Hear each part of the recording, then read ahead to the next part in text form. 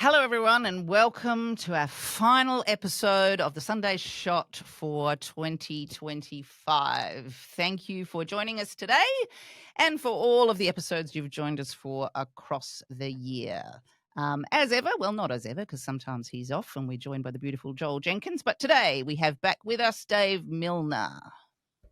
G'day, Joe. G'day, everybody. Great to be back for our final episode. I It thought is we were going great. to do, 8 of these? But Yeah. how many have we? No. No, too many to actually think about. I'm going to, before we get our guests to come and join us here on the Sunday Shot, I'm going to draw everybody's attention to Dave's new T-shirt. Fabulous. That can be yours, or it could be a great Christmas gift for friends and families who share our politics and sensibilities. But wait, there's more.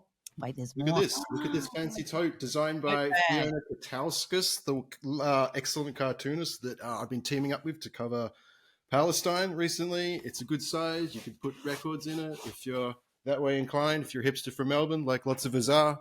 If you're a hardworking person from Sydney, I think a laptop can slide in there too. So that is excellent. But enough of that. We are delighted to have making their Sunday Shot debut with us this week, the redoubtable Zoe Daniel. Zoe, thank you for joining us. Thanks for having me. Nice to be here. And great to have back with us, I think, one of our most popular panelists from across this year, Doug Cameron. Doug, thank you for coming back with us and making all of our viewers very happy on the final episode of 2025. Hi, everyone. Now, we're going to spend most of this week's episode having a look back on what 2025 has been. But before we do that, we will just do a quick rundown on the news of the week, which has been hitting those headlines. And it's going to be really interesting to have two ex-politicians giving us their insights into the way that scandals and the anatomy of scandals can play out. But first of all, I think the very sad and salutary news that we have recorded the highest number of Indigenous deaths in custody in 4 decades, and actually since records started being kept. So yes, the highest, but also in 45 years, but actually the highest that we've got on record. Part of this, of course, is to do with the fact that Indigenous peoples are so overrepresented in our justice system. But, Doug, there's really been just silence from the Albanese government since the failure of the referendum in 2023, and we haven't heard much from Albanese or his minister since this news broke. There doesn't seem to be much appetite for trying to tackle what is one of the most intractable issues in our polity. Yeah, I think that we've got a growing problem of racism in Australia. I think there's always been this approach of, white Australia, bit of racism in the place. And I think after Labour doing the right thing in the referendum, the defeat of the referendum, I think, was a massive shock to Labour. I don't think they've recovered effectively from that. And hopefully, as we move on, they can take more progressive and decisive stands in support of Indigenous Australians.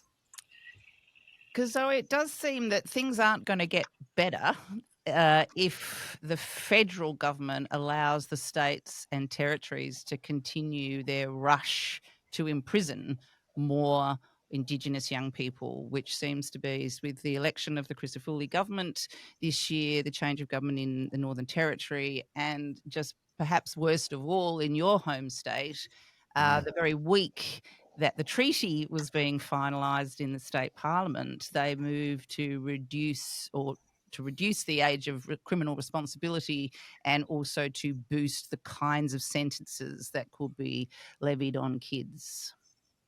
Yeah, which is a political response rather than a productive response. And it's really unfortunate, certainly in my former electorate of Goldstein, there's an immense amount of concern about crime, particularly aggravated burglaries, which have been on the rise from a low base in Bayside, Melbourne. But the state government's political response to that has been increasing penalties rather than looking at root causes. That said, they are making some effort on the prevention and diversion side, but of course that's the key. I just look at these statistics and firstly think what a tragedy it was that The Voice didn't get up. But secondly, it's not a case of things not getting better, it's a case of things getting worse. Yeah. And so whatever we are doing or not doing, it's not working, or we're not listening to those who are working in spaces where there are effective programs. And I think that happens across the board around things like family and domestic violence and such, where there are things that are working, but those that are actually delivering that work are not being listened to. And so we keep trying to reinvent the wheel rather than actually expanding things that are effective. I mean, sorry, Dave, go. I was going to say, it really does feel like the Overton window's in the gutter at the moment. I think we've done a lot of normalizing of racism in this country historically, but we are definitely doing it right now, just on turbocharge. Zoe, I don't live in your electorate. I live in Macnamara, the adjoining one, but I do cross the socio-economic divide from St Kilda to Brighton every now and then. You lost to Tim Wilson, a man who has proudly Zionist on his election materials that year. I mean, Zionism is a sanctioned form of racism that we're all normalizing. How do we deal with this Overton window in Australia right now? How do we push back? Well, it's not a framing that I would use, but I think the framing that I would use is that until we start having reasoned conversations and truthful and honest conversations around social division and social cohesion, the division will continue to deepen. And also that in the political context, those who are attempting to win elections should not be weaponising people's pain, no matter where it sits, for political gain. And I think that, from my point of view, having endured a particularly bruising election campaign in an electorate with a lot of people who are experiencing a lot of pain for various reasons, it has created a fracture in the community, which is really unhelpful and counterproductive. So I think a lot more listening to each other rather than yelling at each other would be a start, and also taking away the political framing around these issues and trying to actually talk to each other in a reasoned way. I mean, I think we'll get a little bit into this year's election as both a highlight and a low light in different ways later on in the episode. But just to finish the wrap up of this week, Doug, it must have been incredibly frustrating for Anthony Albanese and indeed his minister in the spotlight, Annika Wells, when they thought this week was going to be all about the social media ban, for better or worse.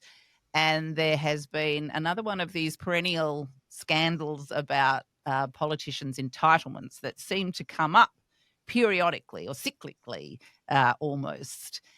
In your time, or both of your time, we'll start with you, Doug, in politics, when a scandal like this happens, sometimes they're justified, sometimes they're not. What is the best way for someone like Albanese to handle this, would you say? Is it simply a matter of trying to sit it out? I mean, obviously, they wouldn't want to give the coalition or the media the scalp of Annika Wells when she has, again, for better or for worse, been operating within the rules. Well, I look, as a politician, a former politician, nearly 12 years in Canberra, I do think we need to be clear that it is quite destructive at times on family relationships. That's the bottom line. Whether the move to an independent authority to oversight what is called entitlements. I think they should change the name. Entitlements just sounds entitled. I think that's the first thing they should do. But I came to Parliament from the union movement, from the left of the union movement, from a union, the AMWU, who looked after every cent of members' money. And I came with the view that you have to be careful with everything you do. And I think that's slipped a bit. And it's not just in Labour. I think it's obviously across the Parliament. I think there should be a review. And I think they should make clear rules on how this works. Politicians get a good wage. I don't buy the argument if you pay them peanuts, you get monkeys. When I moved to Parliament, my wage increased dramatically. And, it's public money. You've got to be careful with public money. But you've also got to understand that politicians' lives are disrupted in a way not many other people experience. So they need to get some support for that. And I think it is appropriate, but within confines. How did you find the major disruption to your life, Zoe, when you entered Parliament? I mean, apparently there's supposed to be entitlements are supposed to be reviewed every 3 years. That's what the 2016 review said. There was one in 22. There was due to be one in March, but that was put off until after the election. And now there's not much appetite to do it while there is this heat, this sort of febrile environment around them. But one of the things Bernard Keane said was the family reunion thing's fine. It's how you define what is parliamentary business, which needs a bit more scrutiny. But as Doug says, though, it is just a major upheaval of your life. And trying to come to terms with that can be quite difficult. Yeah, well, I was a foreign correspondent for the best part of 15 years. So I'm quite used to being on call 24/7. But being a member of Parliament is a 24/7 job. And, sometimes I'd be out watering my garden after I'd come back from Canberra, and I would think, oh, God, someone's going to see me and ask me, why am I not working? Because there is an expectation from the public that you are working every single minute. And, I think the vast majority of parliamentarians take that responsibility very seriously, but it really is a job that operates on two tracks, particularly as a lower house MP, where you're doing the parliamentary work when you're in Canberra, but when you're in your community, you're out every single night, you're out all weekend at community events, because that's when community events happen. So it's incredibly demanding on your time. And for people with families, I have 2 children. My kids are, my oldest one's in first year uni this year, but when I was first elected, he was in year 11 and 12, and I've had a daughter in year 11 this year through an election campaign and trying to juggle that. So I do sympathise with the need for family reunion, or families being able to actually see their parent, and the parent being able to see their family. It's mentally very draining, and you actually need your people around you when you're getting abuse hurled at you, and, in a really high stress environment at times. I think the thing is finding that balance of what's sort of appropriate, and that nexus between what people need to actually survive politics and public expectation.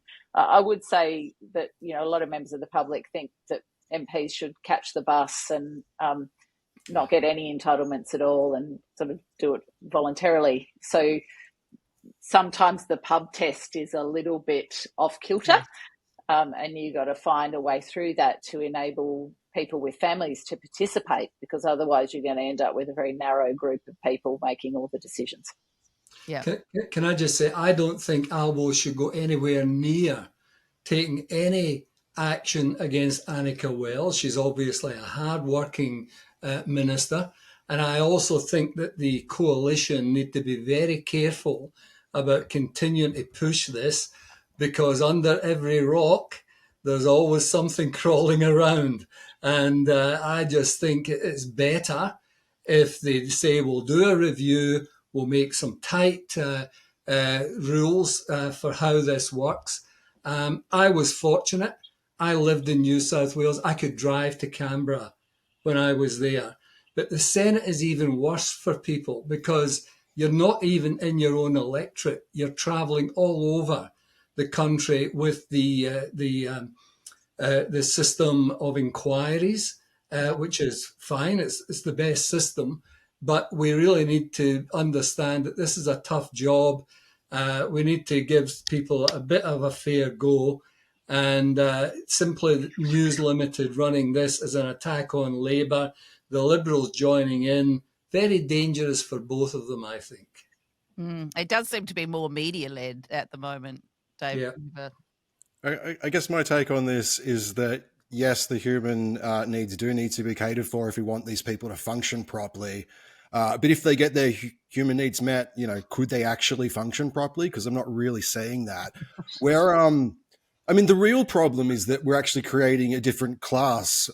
Politicians are amassing giant housing portfolios and getting rich and claiming these entitlements.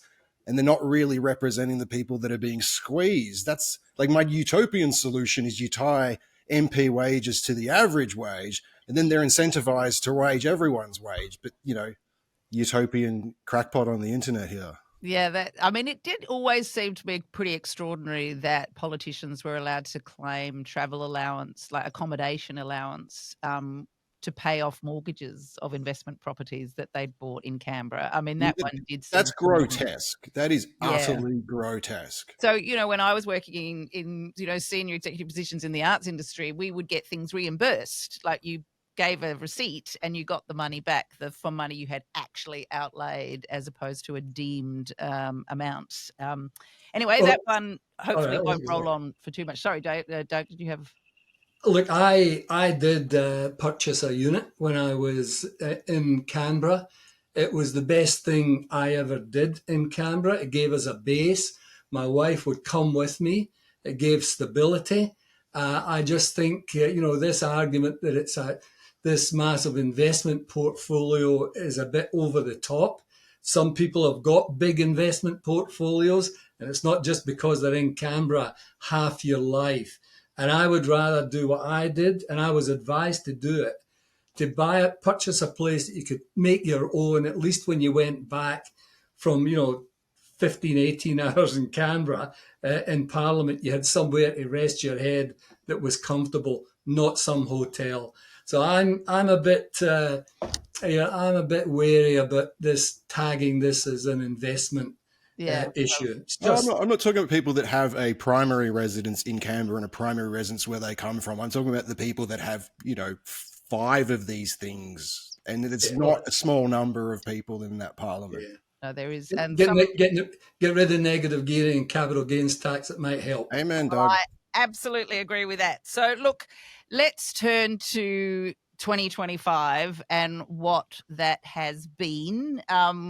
We're going to hear at the very end of the show today, in lieu of an interview, some of our favourite contributors, not some of our favourite because that seems to be mean to others, but some of our contributors who are going to give their highlights and lowlights, and also the kind of the batshit crazy moments that have occurred throughout the year. I think any discussion of 2025 and politics and media has to really start with the stunning victory of the Albanese government being returned in May. I think it was, look, by the time the election came around, Doug, it wasn't unexpected that Albanese's government would be returned, given just how shocking the campaign had been for the coalition, and it really exposed their lack of policy work, all of those sorts of things under Dutton, who the recent research has shown was literally the most unpopular leader of contemporary politics, actually even topping ScoMo, surprisingly. But everybody was surprised at the scale of that victory. Would that have been one of your highlights, Doug? Of course, it's always good to see a Labour government elected, especially a Labour government if they get in and do good things with their incumbency. I think it was a stunning victory. but it was still quite fragile. And, the underpinning of that victory could come apart pretty quickly if there's not a bit more courage on some of the key issues shown. And Zoe, the election, though, I think had some lowlights as well, and that's not even to do with the outcomes, but it was the way that the campaigns in some localised areas were prosecuted. And you've already alluded to the fact that your seat seemed to be one of the most brutal and bruising. Often the nastiness was coming from some of those sort of coalition proxies, the likes of Advance in your seat and Reveal the Teals and all these other names of these sort of sock puppet kind of organisations, AstroTurf organisations that particularly seem to target you in Goldstein and some of your fellow community independents. Yeah, so the election was not a 2025 highlight for me. No.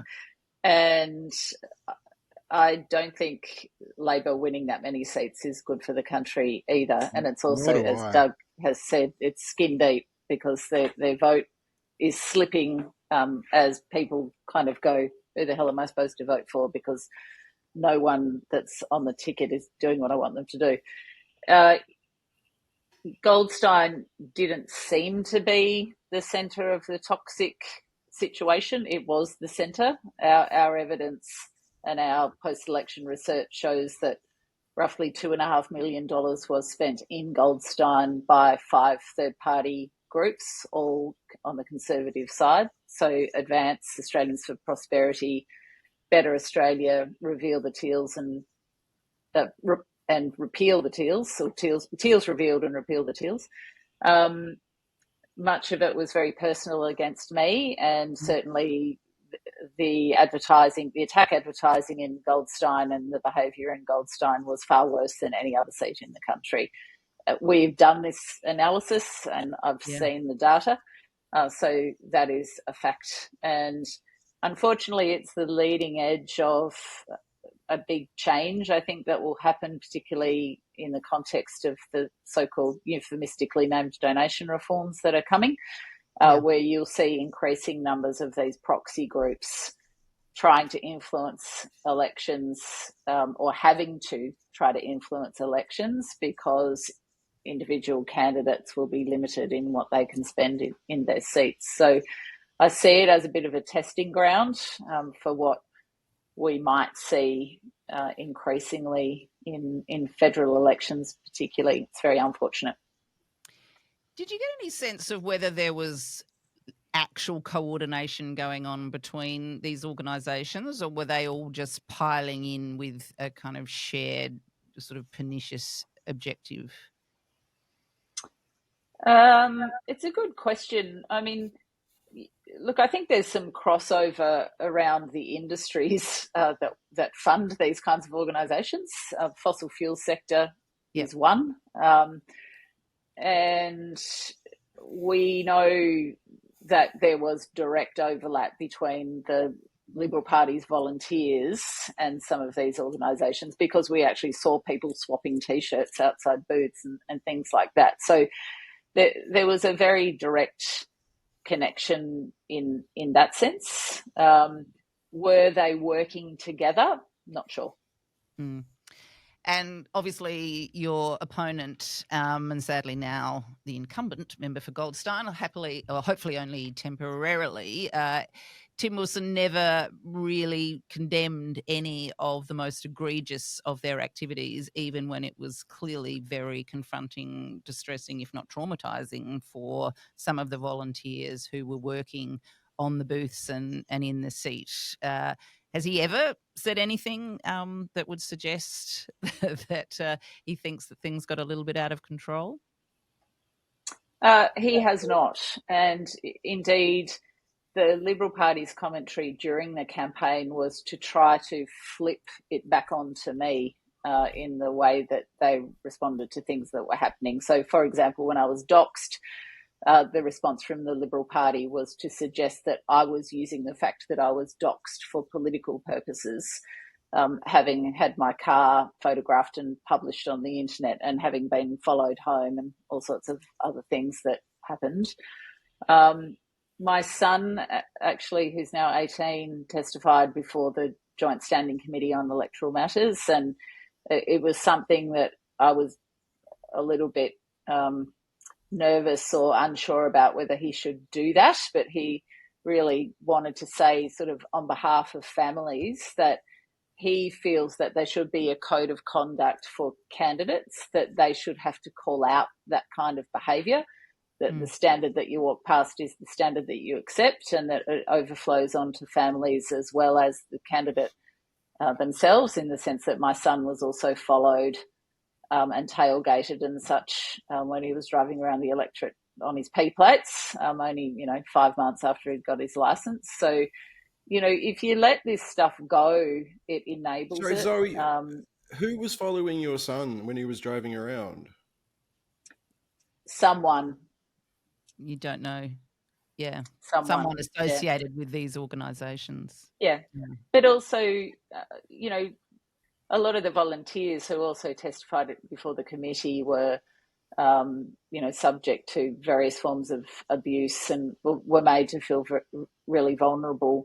And that's damaging to democracy. And, one of the beautiful things about the community independent movement has been to engage people in democracy and to get people involved. And, arguably not only those who are involved in the community independence movement, but also people who then have campaigned for candidates for the major parties because they've become engaged or re-engaged in the democratic process. And that's something to foster and protect, not something to squash. Can I say, my worry is that it's a bit like the Americanization of Australian politics. We are willingly, incorporating ourselves into the US global position. But, democracy does require people having access to a vote unimpeded. Now, they can't impede voting the same way the right wing does it in the US. So this sort of approach, intimidation, making people feel uncomfortable about voting, targeting individuals with ruthless lies, I think is the Americanization of our system, and it needs to be opposed. It really does. When we go to the package later, Ronni Salt talks about the Americanization of politics as one of her lowlights for the year. And American politics broke for lots of reasons, but one of them is that basically Republicans were willing to inflict violence on their political opponents in order to get their way.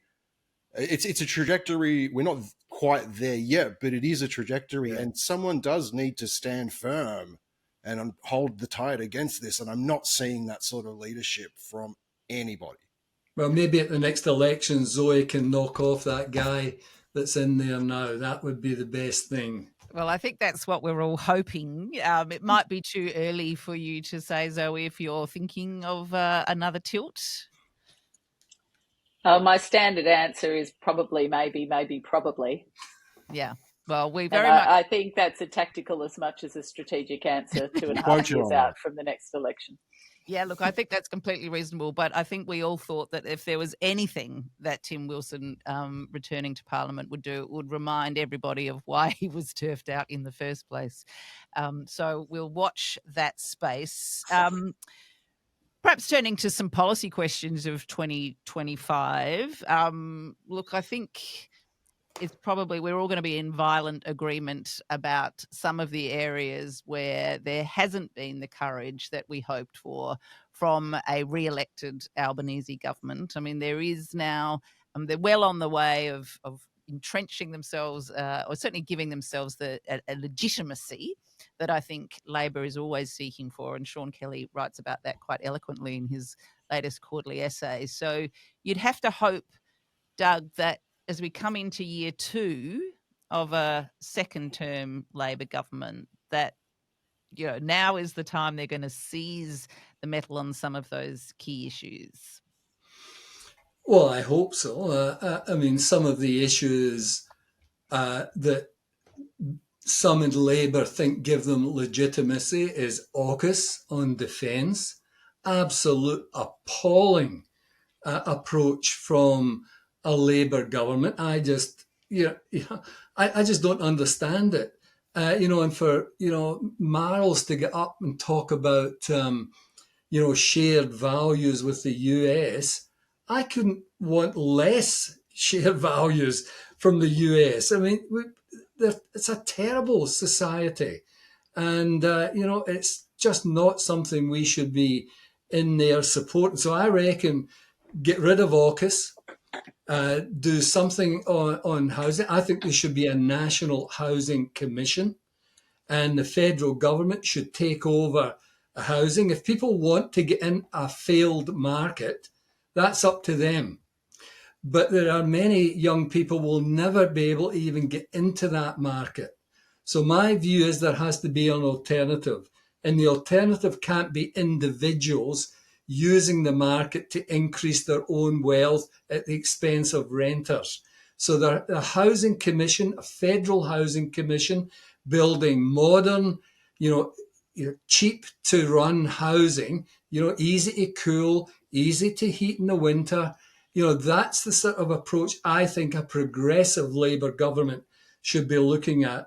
Housing Commission, modular housing, get rid of AUKUS, deal with the tax system where it's not working well. There is so much more for a Labour government to do, and I just think the opportunities are boundless, and they could turn that fragile but big win into a strong but big win. Amy Remeikis mentions in her comments later in the package that she has heard whispers that maybe there will be some movement on tax, and particularly around negative gearing and the capital gains discount, whether or not that's just expounding potential policy that then they'll take to the next election to get a mandate, or they'll try and make some incremental changes around the edges. We're not sure. On the issue of AUKUS, I mean, Bernard Keane had a great article today, actually, in Crikey. So we're recording this on Friday, where he was talking about is this the biggest cover-up in Australian history? Because it's quite odd, Zoe, that in the UK and the US, there seems to be a greater degree of transparency about what is going on, and particularly the speed at which these damn submarines are actually able to be built. And there is simply no way that either in the US or the UK that we can get up to the kind of one every 18 months that is required to meet the targets. And so it does seem that this is a really dramatic example of the Albanese's government's refusal to be transparent about key issues. Well, it's just not new news that they can't build enough subs for us and themselves simultaneously. I mean, we've known won't this. Acknowledge that. Like Labor won't acknowledge that. But I mean, so there's been documents that have come out of US congressional researchers for years. I mean, I remember, 2-3 years ago, sitting on the beach over the summer reading documents out of the US Congressional Research Unit saying we can't build these subs. What a great day on the beach. I'm crazy. I'm a complete masochist when it comes to, reading things about foreign policy. So, at a bare minimum, yes, we should open up AUKUS and say, all right, what's actually going on here? What can be done? What can't be done? What is AUKUS Pillar 2? I mean, there's actually nothing sitting under that pillar, as far as I know. And I've had lots of briefings, that I can't really talk about, but they haven't really revealed anything to me other than there's no alternate plan. And that's really concerning. The world's on a really febrile base currently. You had, the head of NATO today basically telling Europe to prepare for war, and we're sort of sitting here stuffing around, with some imaginary submarines that may or may not land in 40 years' time or whatever it is. So, from an academic point of view, it's very interesting. From a transparency point of view, it's concerning, but also from a sort of broader strategic defence position, it's a void. It's a black hole. Why wouldn't the head of NATO be frightening the hell out of everyone? NATO is simply built on a defence of Europe and the global world order. I mean, really, why wouldn't they be running these arguments? I don't think the big issue is the submarines themselves. The big issue from my perspective is that we are going to try and get nuclear attack submarines to sit off the coast of our biggest trading partner, our most important trading partner, China. And we're purchasing them to sit off the coast of China in the event of a war with China, and in support of, those people that have got our shared values, Donald Trump. Give us a break.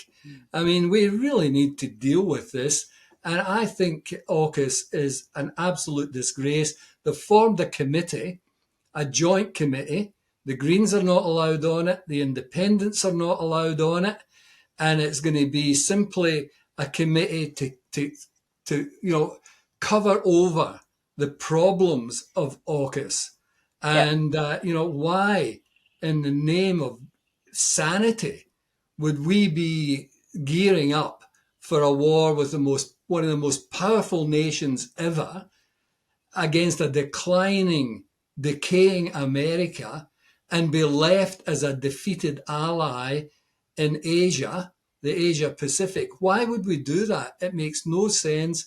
And I am adamantly and vehemently opposed to this AUKUS lunacy that Labour has adopted. I want to agree with you, Doug. I think the lack of transparency is itself a form of transparency, and it really does show what this is about. This isn't about submarine. This is about furthering Australia's status as a vassal state for American extraction. Absolutely. And ultimately, what we are being prepped for is my son's generation needing to fight in some stupid American war like the rest of them. And that's what this is about. And people like Richard Marles that represent this faction in the ALP are selling out our sovereignty under the guise of defense. I think it's very likely that we will end up with US subs sitting off our coast as a kind of quid pro quo, because they can't deliver what we need, so we'll take theirs. Thank you very much. But just on the AUKUS committee piece, the kind of thing that goes under the public radar during the last parliamentary term, there was a lot of discussion around splitting defence out from the Foreign Affairs, Defence and Trade Committee, which I sat on. I was only independent on the committee, and I advocated very hard for a position for an independent on this new Defence Committee. The government was on board. The coalition basically crushed the idea on the basis that they argued that independents were less trustworthy than members of the major parties. Could there be anything more insulting, but indeed more ludicrous? Yeah, that's just insane. And it is disappointing that the government capitulated to that and yet again seemed ready to give the power of veto to its key opponents, as it does so often in some of the policy discussions. Look, we seem to have slipped into the doldrums a bit. So I'm going to ask, we know the election wasn't a highlight for you, Zoe, and I think it was a very mixed bag for a lot of people on the left side of politics. Certainly we here at The Shot had been hoping for a minority Labor government with the independents and indeed the Greens squarely on the crossbench, holding that balance of power and holding the government's feet to the fire. What was the highlight for you, whether politically or culturally, or a highlight for you in 2025? Was there anything that did make you think there's hope for us yet? That's a telling laugh. That's 2025. Surviving surviving. We're not quite at the end of 2025, but I'll be quite happy to rule a line under this year, I will say. But look, I'll just sort of fall back on how blessed I've been to have my community volunteers over the last 4 years. I mean, we lost by 88 votes, which really sucked, but we had 2,000 people out prosecuting the case for integrity in government, honest politics, rising above, not getting into the gutter, and we all became better and stronger people in failure, really. And we didn't lose our ethics in that process. So, and there's something very positive about that. And I think it's kind of like what you tell your kids, be the change. Well, the change is bloody hard. And it's not always going to be a smooth path. So we just as I get to the end of this year, very much hold on to that, having turned one of the safest seats in the country into close to the most marginal seat in Australia, having never been held by an independent, having never been held by a woman, and the story is not yet over. No, well, we're hoping that it's 2 steps forward, 1 step back. It is extraordinary that the seat of Goldstein was never held by a woman before you, and you were a very, very appropriate pioneering woman to have there. And as I say, we hope to see you back there soon. Doug, what about you? Like, there was highlights, lowlights, and also crazy moments. Barnaby Joyce featured in a lot of those crazy moments. Was there anything particularly that stood out for you as being something that you can hold on to for hope in the coming year or two? Yeah, the formation from progressives in the party of Labour Against War is, I think, a very positive development. And I'm a patron, along with the former Senator Margaret Reynolds, of that group. I also think the development and publication of the Labour Tribune, which actually takes left positions and might educate some of those parliamentarians who claim to be on the left what actually being left demands and requires. So there are a couple of the issues, I think. But the low light for me is the complete collapse of a progressive left in the Parliamentary Labour Party that is prepared to take the executive on, because I take the view that unless you've got diverse views, unless you've got contested ideas, you're going to end up in trouble. And if you've got a leader who is absolutely dominant, like John Howard was, then the party goes to pot. And I just don't think that we have got enough pushback. In my days, when Anthony Albanese was a leader in the left, we used to develop alternative tax policies. We used to go in and argue for alternative budgets on the left. What's happened to the left in Labour? That is my biggest disappointment. Actually, Cheryl Kernot raises that in her, I don't know if she's calling it lowlights or a hope, exactly as you've said, a hope for the future, that all of those 96, is it 96, 94 MPs, that those on the backbench do start to get a bit of a backbone. I'd be curious as to know what Albanese's high point for the year. Obviously, the election. They got married. He got married. That's exactly what I was going to say. He got to hang out with Carl Sanderlands and Ben Fordham a bunch. He seems to enjoy that shit. From a policy point of view, though, I think it's. I mean, I was surprised to hear him describe the social media ban as potentially one of the most important reforms that this government will make. I mean, Zoe, it's been interesting just reading Crikey the last couple of days again, is that they've uncovered this great story that the 36 more months kind of campaign lobbyists, if you like, are actually an advertising firm by day that spent a lot of time developing gambling ads. And now Albanese seems to be shaping up to say, well, we don't need to go for the complete banning of online advertising for gambling because young people aren't going to be online as much. So that seems kind of a strange nexus and a disappointing policy high point for a Labor government. Well, yes, especially when every time they turn the television on, the kids are blasted with gambling advertising as well. I mean, it's everywhere we look. And it's absolutely ridiculous to impose an under 16 social media ban and not ban gambling advertising. So to say we're going to protect kids on the one hand, but actually not on the other hand, because we're more interested in protecting gambling, sport and broadcasting industries, it is just utterly stupefying that they won't do it. Unfortunately, I mean, I've asked the Prime Minister about this so many times in public forums, including in question time, and the one that sticks in my mind most was when he sort of referred back to the times of Adam and Eve and the fact that people have always gambled and people used to gamble on when people used to run from rock to rock.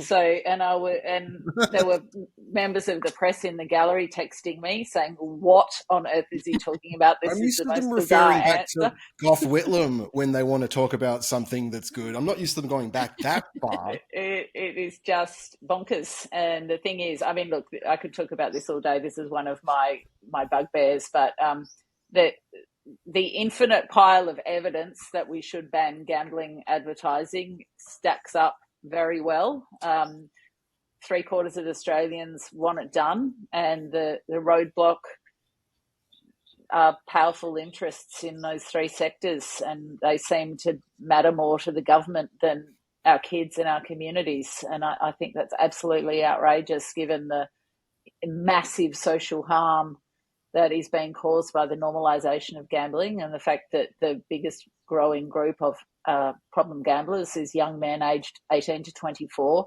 the first cohort of kids that came through the avalanche of gambling advertising that we have had in this country since it was legalised well within all of our lifetimes in the 1990s. Hasn't always been around, and since it has been around, it's had massive impact. Dave?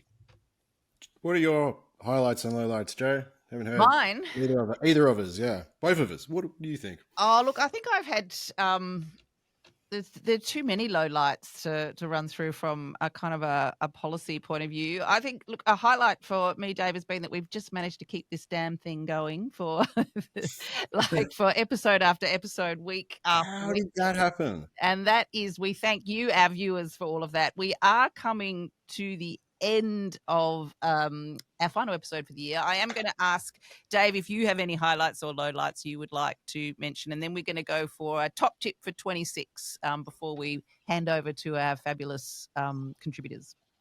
Like you and Zoe and Grace later, like there are heaps of lowlights. I am speaking from the perspective of a person whose day job has been to write about a genocide for 2 years that 95% of my Australian colleagues have been lying about. So I have a shitload of lowlights. I can't go past the fact that 270 of my Palestinian colleagues were murdered by Israel, and the vast bulk of people that I once respected and admired either took an approach that this wasn't happening or that this is fine and good and we should obfuscate it. So there is now a schism, I think, in Australian media between the people that told you the truth about this 2 years ago and the people that lied about it. And I don't think there's any crossing those waters ever again. I don't want to be in the room with these people. I don't want their awards. I think they're all fucking hacks. The Nazi assault on camp sovereignty was a really disgusting moment in this country this year. It was such a meek Mr. Magoo milquetoast response from the Prime Minister, and no response from the anti-Semitism envoy, who was on the Gold Coast in a fancy hotel with a PowerPoint deck about how anti-Semitic watermelons are. That was, I think those two events, why I'm mentioning both of them as my low light, is the theme is this grotesque political awakening that kept happening, realizing how complicit institutions and people are in this imperialist slaughter. You know, one day it's the ABC, then it's the SBS, then it's the state library, then it's the symphony orchestra. You start wondering if the local swimming pool's in on it as well, if the bakery's in on it. That's definitely been my low light, that awakening. The highlight, getting to some optimism. Yeah, the hope. Grace struggled with this too. I had to edit it down a bit because there was a lot of thinking time. Too long a pause. The hope, I think, is that there is such a strong sense of humanity and global resistance to all of this, and I think it was best exemplified by the Samud Flotilla. I found the heroism on display from people all over the world, including from around here, from Australia. I just found that very moving.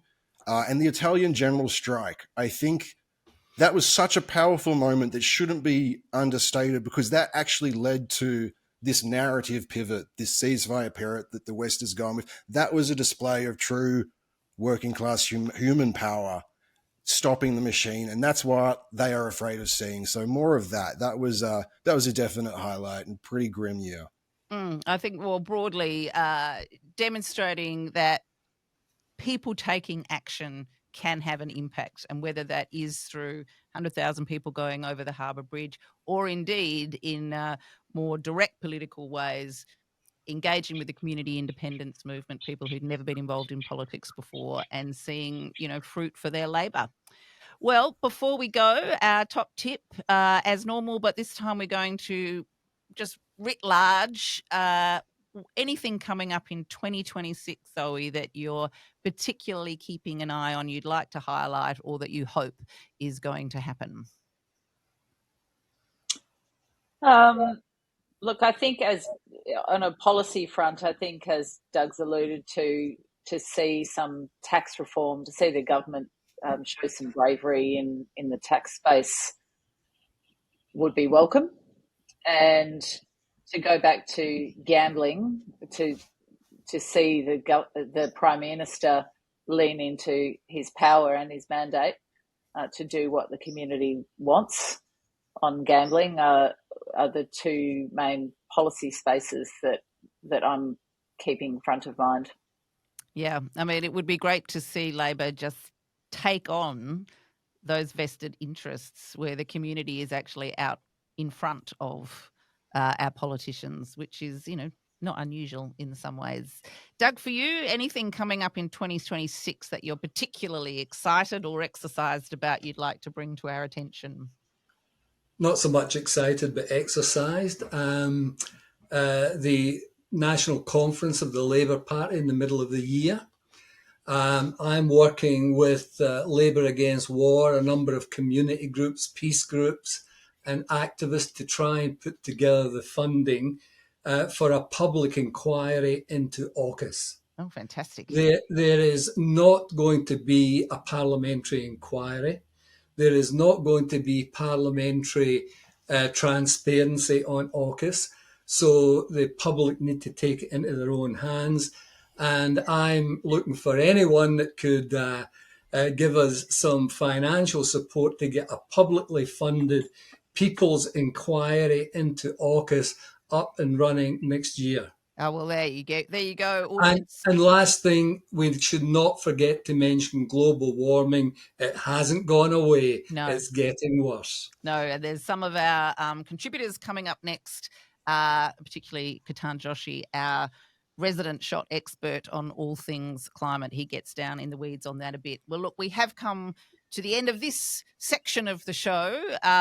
You have coming up a big treat in a lot of eloquent commentary on 2025 from some of the contributors that have so generously given of their time to us here at the Sunday Shot.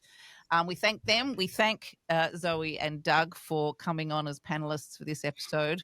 We want to thank all of you viewers for sticking with us over the last few months since the election campaign. As a special Christmas gift, we have some merchandise available for you to purchase as modelled here by Dave, our editor.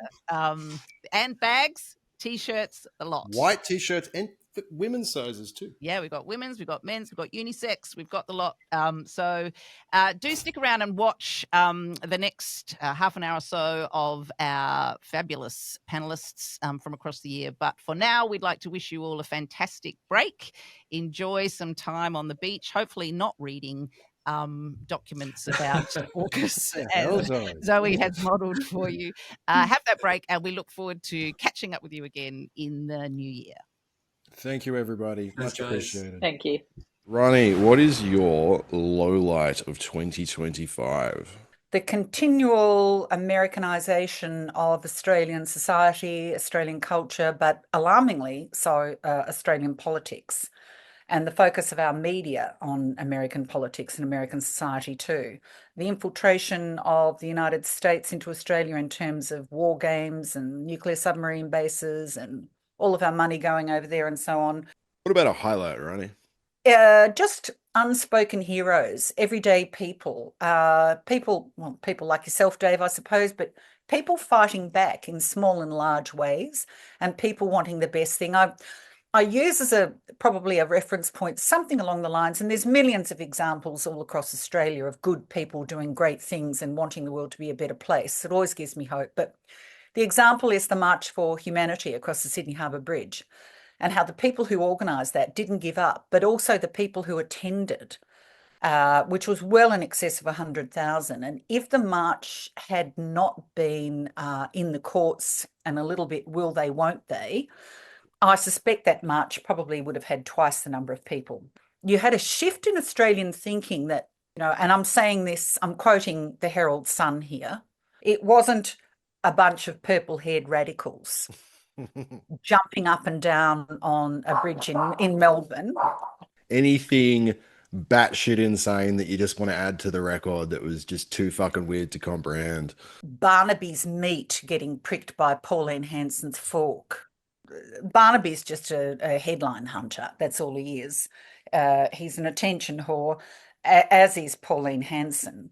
Not only were there several media cameras there, in fact, quite a few, and sound crews, but somebody edited it and thought it was a good idea and put it out into the world. And, really just goes to show the state of a lot of things.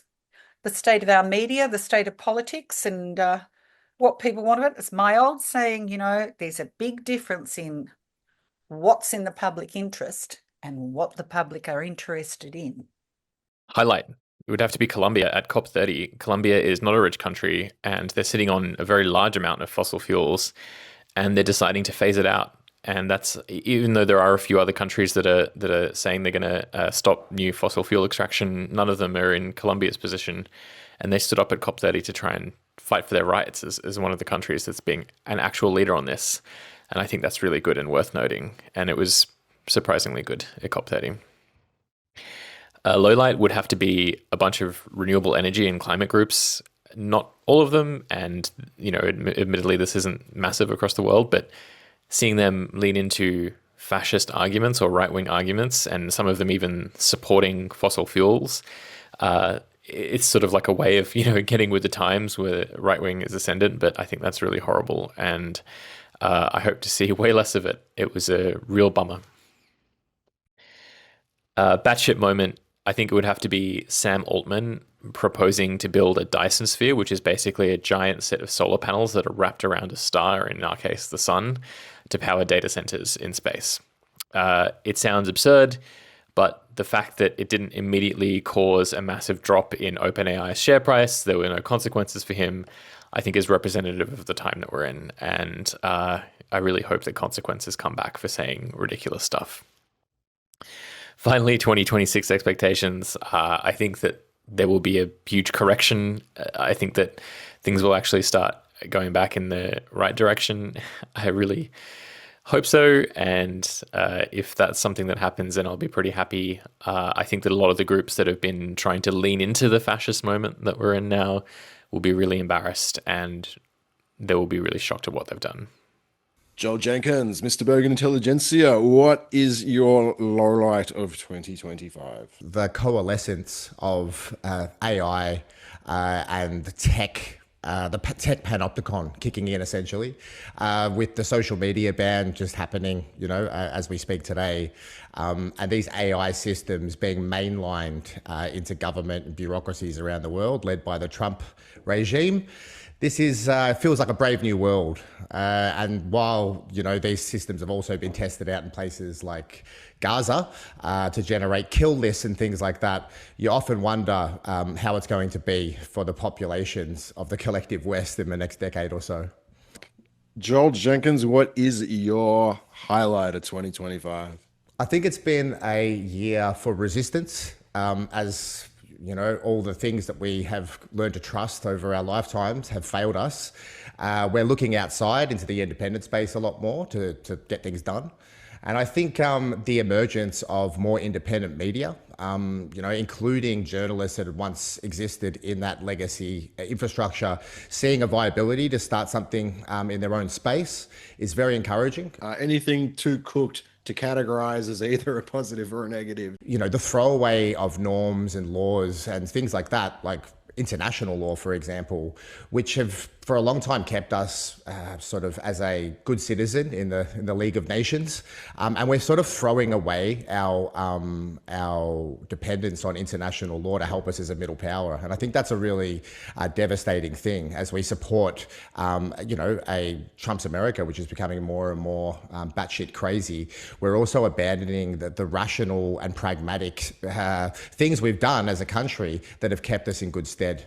So yeah, that's a little bit of a what the fuck for me. A highlight would have to be the treaty in Victoria and seeing that to become a reality after many decades or a long campaign for that recognition. A low light was arriving in Brisbane and getting an Uber, and the Uber driver told me that he was attacked from behind by a couple of people. It was the day of the March for Australia rallies. He was a man of Indian descent, and they asked him if he was going to have kids in this country. And when he responded yes, they started to hit him in the back of the head. So sort of witnessing how nasty and violent some of the people in those marches can be. The attack on the sovereignty camp in Melbourne, that's a low light to see that Nazis marching on the streets and being accepted by a whole cohort of Australians, wrapping Australian flags around them. Is there anything that was particularly kind of what the fuck just happened there for you in 2025? How slow it's been for people to come around to acknowledging the genocide that's going on in Palestine. The continuing resistance to stand with them, at all levels. That is something that is also a low light. We can do better than that. I think humanity can do better than that. Mm. And is there anything that sparks hope for you in 2026? Young Australians spark hope. I was just on a panel with Cos Samaras, and he was telling us, what I'd already read somewhere about how young Australians are so much more progressive than previous generations, that they're staying progressive as they, get older, different from previous generations. So that's something that gives me hope. I know that young Australians voted yes in the referendum back in 2023, 18 to 24-year-olds. So that is something that gives me hope. Low light. Multiple genocides continue to unfold across the globe unabated and, in fact, supported actively by most Western governments and mainstream media organizations across the world. Highlight.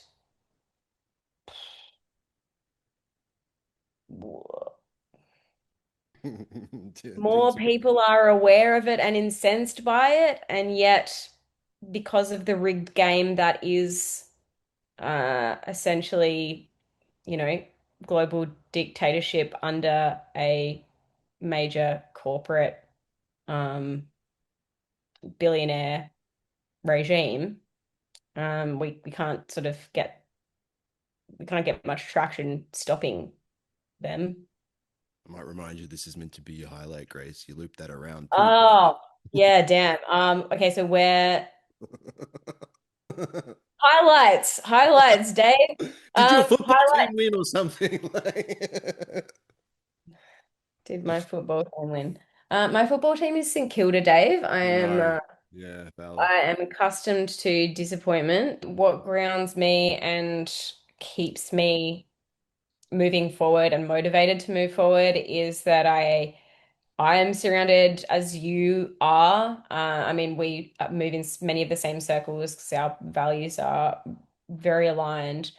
I'm surrounded by people who are like-minded and who share the anger, and who are regularly acting upon that anger and rage, and trying to organize and mobilize against this disproportionately enormous, nebulous force of evil that is plaguing the world. And when I say that, I sort of refer to that, that narrow class of billionaire that are dictating the play.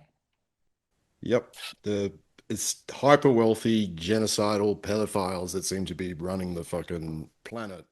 And that sums it up pretty well. I mean, that Venn diagram captures the essence. The highlight of my 2025 was realizing I could sell access and pimp out politicians if I got them to come to my dinner. And so I got 220 regular punters to pay to access politicians and lobby them in a dinner setting, just like all the regular lobbyists do every week in Canberra. Okay, any kind of dirgy moments? This year has been a series of slow but jarring disappointments as I watch a government that can do whatever they want let me down each and every month by talking a big game on something, doing a report, hiding the report, then releasing the report, and then doing bugger all about that report. That's been every time they let me down. It hurts every time. Do you want to do batshit crazy? What continues to blow my mind is watching the Liberal Party take loser advice from the Nationals about how to lose. They lose an election, rethink, hey, let's listen to the people that lost us this election. And they continue to tack to the right. It blows my mind. It looks like they never want to win. And we all know that they're not going to win, but watching them continue to head that direction continues to break my brain. Anything about 26? I have low expectations for 26. I think we'll hit the ground with a slow jog to nowhere like we did in 2025. I expect more mediocrity, more half-assed legislation being passed about nothing, and no substantial change for anything whatsoever as everyone gets more and more disgruntled and upset with the things that are broken that could be fixed that will continue to not be fixed. What is my low light of the past year? What we diaspora Palestinians, anglicized Palestinians, assimilated Palestinians, the global north, thought the West would do once they saw us as human. They never actually saw me as human. That everything I did to participate, to assimilate, to sound like us, to be like us, it never was going to account for anything. At the end of the day, when push came to shove, we were going to side with another settler colony in the oppression of an Indigenous people. That's my low light, is the actual realization that the average punter I walk past every day couldn't give a stuff if I was alive. So the incredible highlight is the fact that every government and every capitalist institution and every bit of power is against us. But every day I'm filled with hope. We went to a march in Italy that we marched to Assisi. I didn't know, but when we started, I didn't really pay that much attention. My wife was in charge. It was a 25-kilometer route, and it's a 25-kilometer march. And when I say it's a march, we were actually moving. 100,000 people, and there wasn't anywhere that we went that we didn't see Palestinian flags hanging out of people's windows, town halls. The governments and the institutions might be against us, but the people are with us. I think, though, my highlight of the year would be the emergence of the fifth estate in response to media failing from legacy media. We've seen things like The Shot, Declassified Australia, Media, Lamestream, Deep Cut, as well as a lot of people working on social media, doing actual journalism. I think my low point has been, the ongoing I suppose, ignorance and just willful denial of the genocide in Gaza, but also how this country responds to some of its own giant societal issues like welfare. I don't know how many more reports we need from the Commonwealth Ombudsman or even the government themselves saying that mutual obligations is not only not working, it's actively causing harm. In terms of batshit crazy, well, is it batshit crazy or is it just Australian politics? But Barnaby Joyce joining One Nation actually was on my 2025 bingo card. It's happened a little bit sooner than I thought it would, and I think that points to perhaps Pauline Hanson might be eyeing off retirement more than any of us, faster than any of us necessarily predicted. And what am I looking forward to in 2026? Well, Labor insiders keep telling, God, that sounds wanky, but Labor insiders keep telling me that I should watch this space and that they've been trying to save up a lot of political capital to actually do something on tax reform in 2026. So we've already seen whispers of a domestic gas reservation policy, which, there's also people pushing for a 25% flat tax on all gas exports, including the union movement, which has made that one of its goals for this term of Parliament. But we're also starting to hear whispers of an actual reform to negative gearing and, more importantly, the capital gains tax discount, which could actually have an impact on the horrendous housing situation in Australia. Will it happen? I don't know. There's nothing that's indicating that the Albanese government will go any further than it absolutely has to. So whether we actually see any reform, I think, will rely on whether the public stops just swallowing what they're taking from the Albanese government and starts demanding more change for the future. Gosh, look, I don't even have any highlights. I think it's been a most depressing year, and no amount of tweaking of domestic policy actually negates, for me, three appalling realities. And the first one is the failure of the Western world on the genocide in Gaza and our own government's very, very their lack of courage on speaking up and being very pro-Israel. And that opened for me in a way which might make me seem naive, but I did not recognise up until now the covert power of the Zionist lobby in this country. The second low light for me is the pursuing of the spending of billions and the loss of sovereignty in our pursuit of AUKUS, which was a Liberal idea to start with, and a Labor government refusing stubbornly to actually back away from it. That's the second thing. I mean, those billions could be spent so productively elsewhere. And probably the third thing is the way the Albanese government is gaslighting us on climate change. The fact that we boast almost daily about the growth in renewables, which is a good thing. Obviously, it's a good thing. But it would be an even better thing if we didn't have over in the other side of the equation 94 new coal and gas projects in the pipeline. So please, stop pretending to us that you're serious about it. You have some hopes for 2026? 2026 is going to be, I think, until the midterm elections in America, it's going to be just more despots and more doublespeak and more gaslighting, more compliant media, more grovelling sycophants, which I've just had a gutful of. I'm channeling Pauline Hanson there. But this is so bad for Western democracy.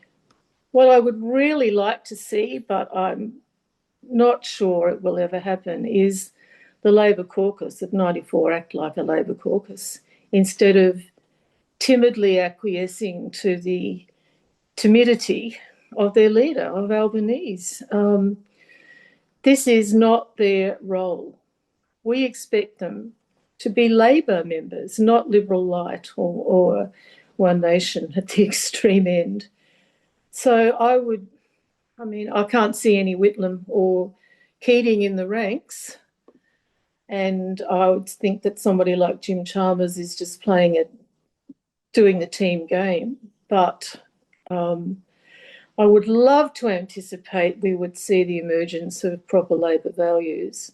But I don't have too much hope because they're also dependent on, they see themselves as dependent on Albanese for their holding their seat, and there's nothing like that to keep a backbencher quiet. No. Look, I think the standout highlight for me was the march across the Harbour Bridge in support of Palestinian rights and the Palestinian people for a number of reasons. You know, it was inspiring in and of itself, but I also think it was a reminder that pressure works. It resulted in a change in Australian government policy, of course, too late and not enough, but it demonstrates that change is possible.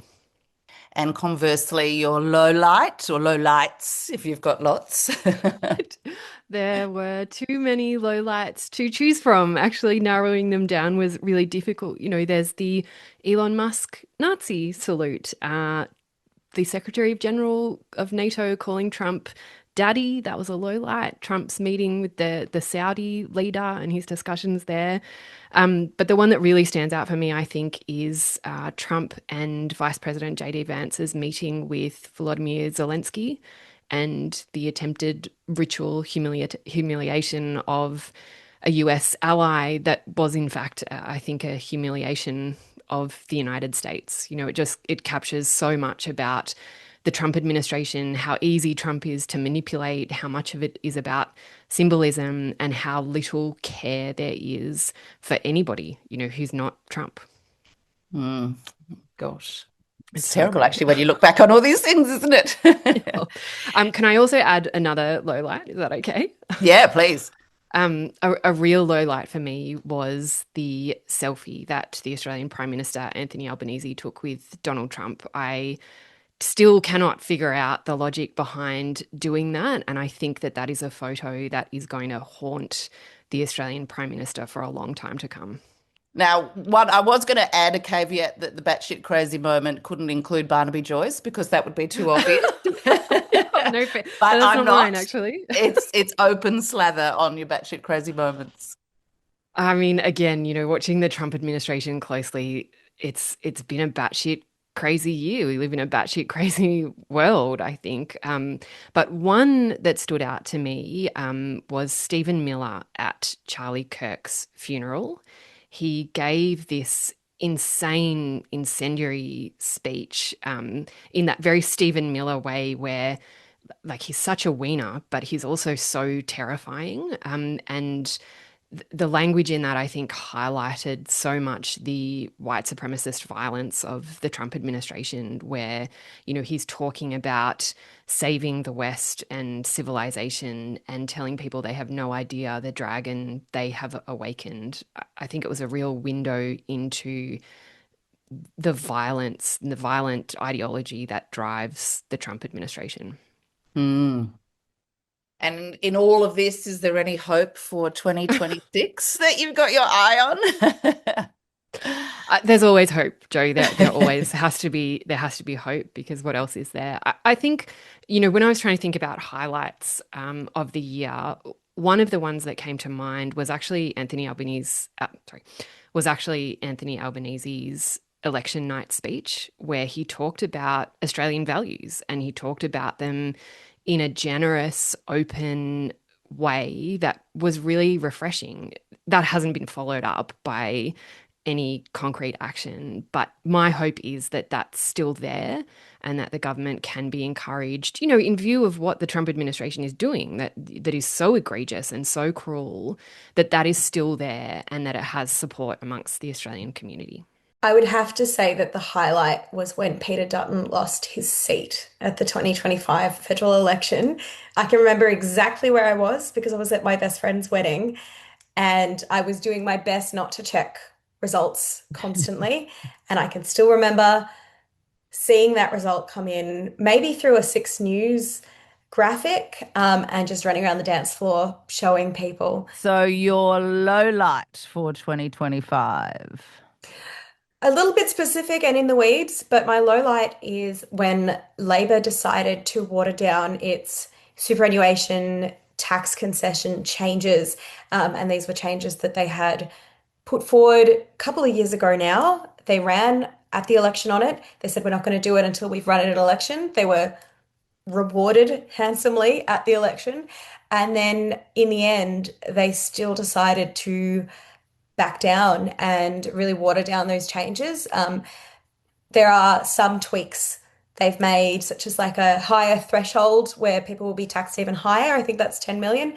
But in terms of walking away from things like not indexing the changes, things like unrealized gains, it really, I think, reminded me or really settled for me that this is not a government that is ready to tackle generational inequality and just broader wealth inequality. Mm. No, that's a good one, actually. It is. I mean, they took it to an election. They took it to an election. No one was complaining about it anymore, and they still. Well, the decided to AFR take was it. still complaining about Well, it, and a couple yeah. of farmers with $3 million in their super. And was there any kind of just what the fuck batshit crazy moments? The coalition briefly broke up. That was just staggering because I feel like they're often flirting with walking away and after each election, after a loss, you know, it's up for renegotiation every time. But the fact that they actually briefly did it when the Nats are never going to be in government without the Libs, and the Libs are probably never going to be in government without the Nats, and they pulled that trigger, it was just wild. Jordan Vanderlam, Mr. Purple Pingers, what was your highlight of 2025? I reckon it was the Woolies strike. That was pretty exciting. Seeing the impact that, workers at some Woolies distribution centres, particularly in Melbourne, but also around the country, can have on like the whole supply chain, was pretty awesome. Anything just batshit fucking crazy that is worth adding to the record for the end of the year? Yeah, I reckon like for me personally, having the Prime Minister call me a disgrace was quite exciting. That was honestly could have been a highlight too.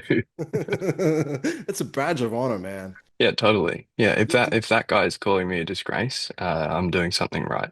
Did it trip you out a bit? Um, Not like it kind of made sense because he's such a like student politics brained person that's seeing, like a socialist in the media and just like not being able to resist attacking a socialist kind of makes sense. So that didn't trip me out. Um, but like it's still pathetic.